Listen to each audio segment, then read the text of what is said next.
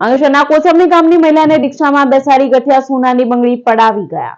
અંકલેશ્વરના કોસંબણી ગામના 63 વર્ષીય ચંપા વસાવા સાથે છેતરપિંડીની ગંભીર ઘટના સામે આવી છે।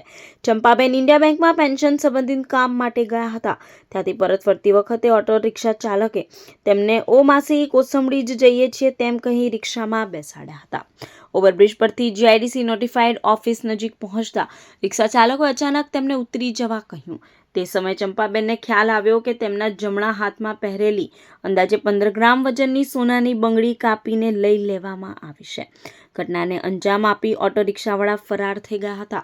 ઘટનાની જાણ જીઆઈડીસી પોલીસને કરાતા પોલીસે આસપાસ લાગેલા સીસીટીવી કેમેરાના આધારે તપાસ શરૂ કરી હતી। એસન મોટરની સામેથી બેંકમાંથી નીકળી તો હું ચાલતી હતી તો રિક્ષાવાળાએ કીધું કે હું માસી ચાલો બેસી જાઓ। તે મેં કીધું કે 3 પાછળ બેસેલા છે, હું કઈ રીતે બેસું?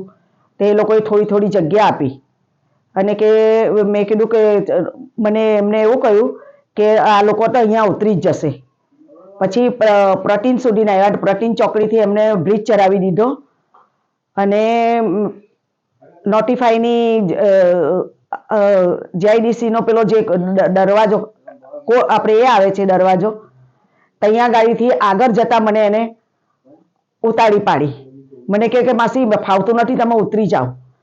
અને પછી મારા હાથ પણ ખેંચાયો, ઉતરી ગઈ તો પછી મેં એકદમ જ જોયું તો મકું મારી એક બંગડી નથી।